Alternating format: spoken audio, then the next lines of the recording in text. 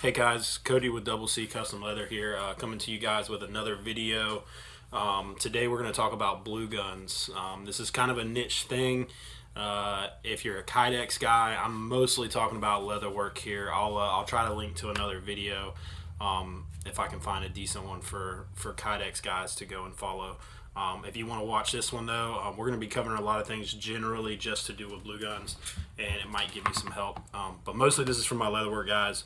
So if you guys follow along, we're going to talk about several different topics. I'm going to get the camera turned around here, and we'll kind of show you what we're dealing with when it comes to blue guns. I have a hundred of them. There's a whole rack of them up here on the wall behind me. They're all up on my workbench. They're everywhere around my shop. I have a ton of them. We use them all the time. And so let's get this camera turned around. I'll tell you guys the benefits of having them and some things about them, and what you can look forward to if you decide to get into holster making as a part-time job or a full-time job. So let's get this camera. All right, guys. So we got the camera turned around. We're going to start talking about some of these blue guns we got on the table here. We're going to start out by saying what is a blue gun. A blue gun is basically a replica of the gun that is the exact dimensions of that firearm. If I was to take this here is a Glock 43. If I was to take a Glock 43 and sit these things side by side and take some calipers and actually measure it, everything would almost be exactly the same, within close enough limits that it's going to work for holster making. What blue guns were designed to do is for training. So you get a lot of cops in our area actually carry the Glock 19, and so this would be something that they used for training in the academy and things like that. So it's not it's almost the correct weight. However, this is definitely not as heavy as a fully loaded Glock 19. But as far as dimensions and practicing your draw and things like that, they are very, very good. They're very good for training on practicing your draw, and they are used for that 9 times out of 10. But us holster makers, we use them to do our molds and to get the correct dimensions on our holsters. Now you'll see that all these guns here, not all of them are blue. Some are yellow, some are green. These are basically different brands. For the sake of the video, we're going to refer to everything as blue guns because that's what I've always called them. And back in the day when I first started leatherwork, these were the only things available were the actual blue guns. So if you didn't have the real gun, this is what you were trying to obtain. So what are the benefits of using blue guns? Well, one of the obvious benefits is you don't have to go out and buy a gun for every single holster you make. So if you are not a Glock guy like myself and you don't own any Glocks, the fact that you are going to go out and buy a Glock 19, a Glock 43, a Glock 26, a Glock 17 just to do those holsters, that's a lot of money. That's a lot of money up front you're going to have to make back. You're going to have to do a lot of holsters to make your money back. Whereas a blue gun is a little bit cheaper. They are still expensive, but that is the benefit of having them. Another benefit is you're not using the real gun, so there's no safety concern there. You don't have to safety check a gun every time you go to mess with it to do a holster. It's there. Also, you don't have to worry about cleaning the gun. So if you use a real gun, you're going to have to saran wrap it, then you're going to want to oil it afterwards, oil it before. That's all very time consuming stuff if you wet mold a holster. Well, with the blue gun, you just pull it out of the holster, hang it up, it dries off, and that's all there is to it. So the different types of blue guns here. So these are obviously blue guns. They're made by a company named Rings. I believe, I want to say they're in either Florida or South Carolina. I can't quite remember. I haven't ordered one from that actual factory in a very long time. And then you have what we call, these are multi-molds. Essentially, these are mostly for Kydex guys, and you'll see they have places on them that are blocked out. They have a built-in sight channel, which is nice. But if you'll see here, I actually dremeled out the ejection port because when I bought this, they didn't have an actual blue gun.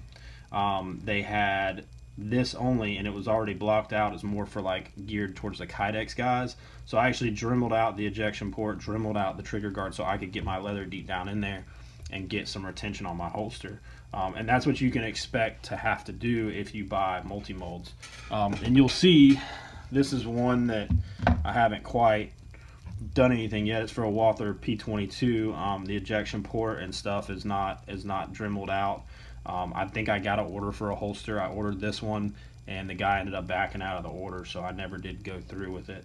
But when I do get another order for it, I'll end up going ahead and dremeling everything out, and there's just obviously a hole drilled in there so I can hang it up and get it off my bench. But so you have that's multi-molds. There's another company that makes a gray version. There's some red and orange versions.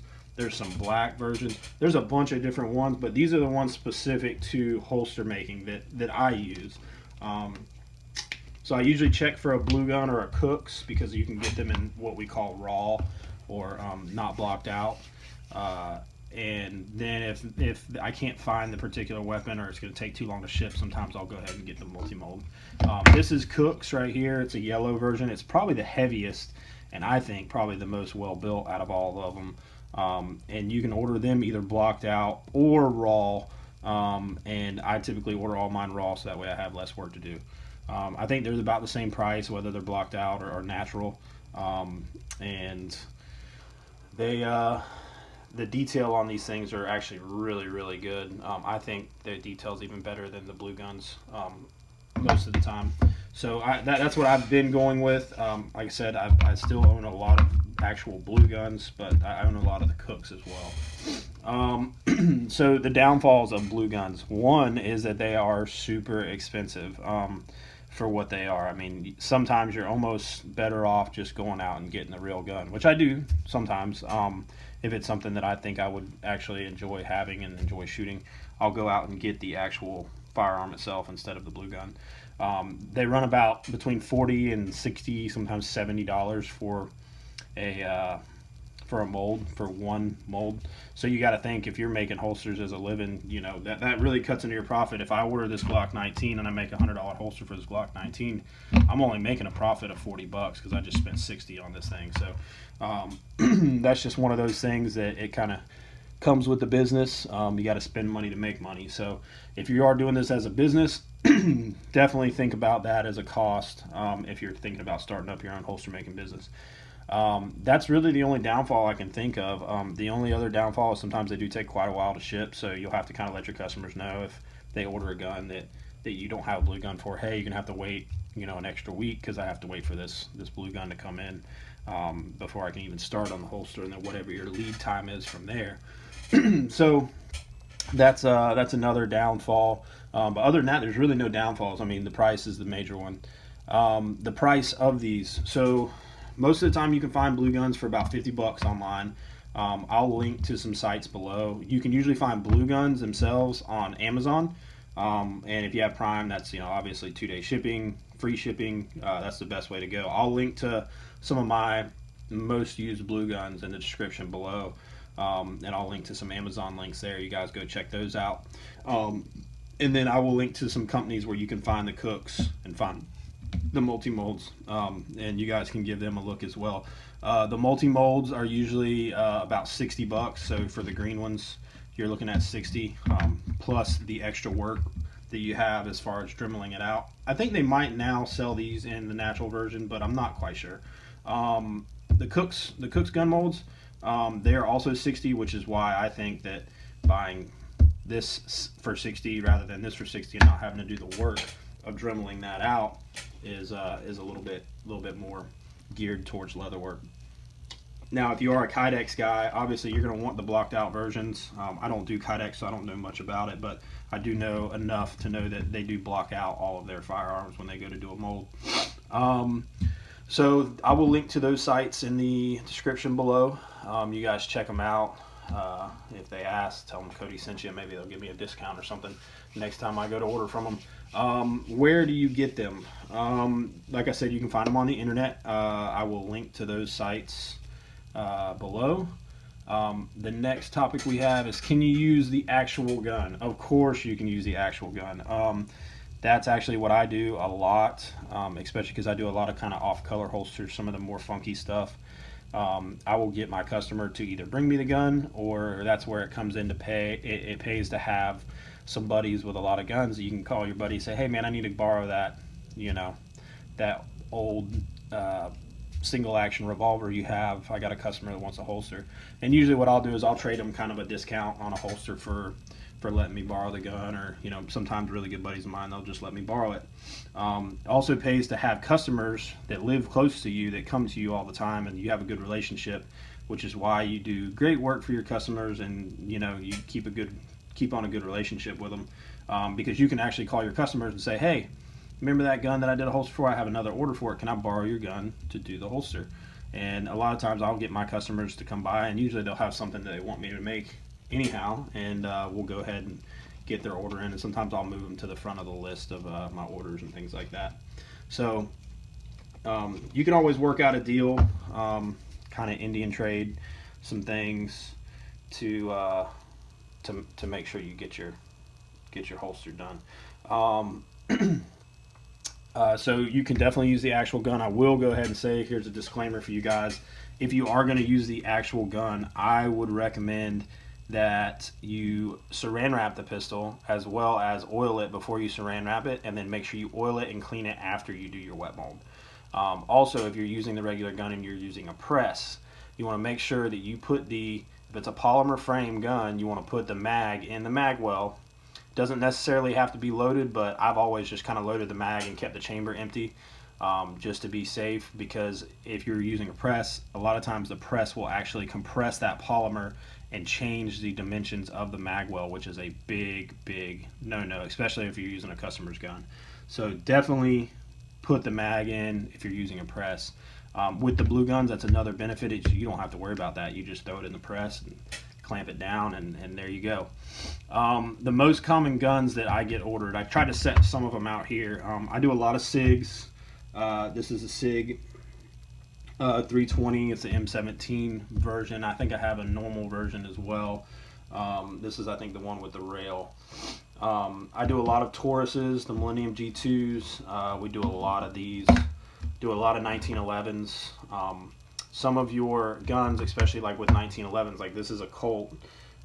It'll fit most mil-spec 1911s, and then as well as Glock, you have certain guns that the frame is the same throughout different calibers. So like I think a Glock 19 is similar to, I had it written down somewhere up here. I had all my Glock notes.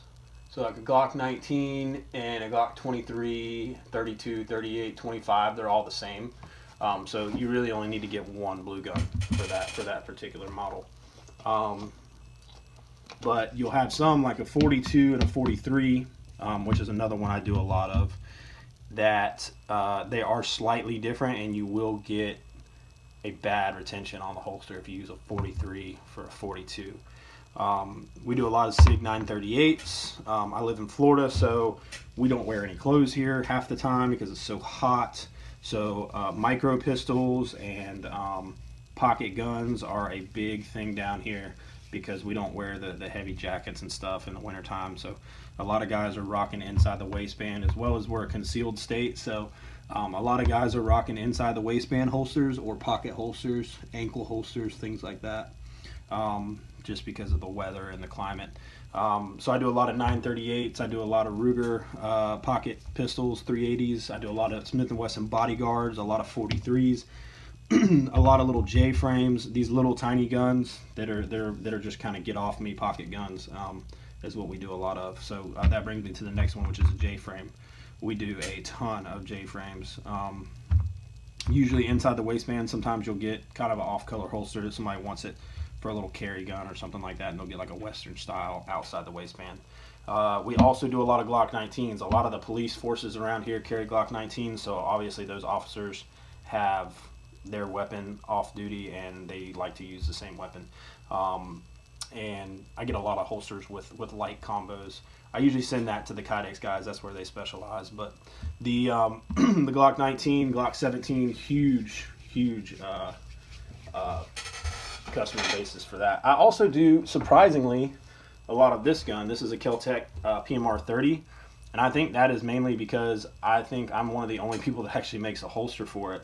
And I do a lot of like really fancy holsters. This is like the old man's dream gun right here. So I get a lot of 50 to 60 plus year old guys that call in for the PMR 30, and they want some super nice holster, which is great because I mean, you know, it's definitely good business in my mind. And I have a lot of YouTube videos on the PMR 30. So I don't own one, but I've heard they are great little guns for a 22 mag. We do a lot of Berettas. We have an Army base close by, so a lot of the guys are used to the Beretta as a service pistol, and a lot of guys own this sort of Beretta. I think this is the tactical version of 9FS,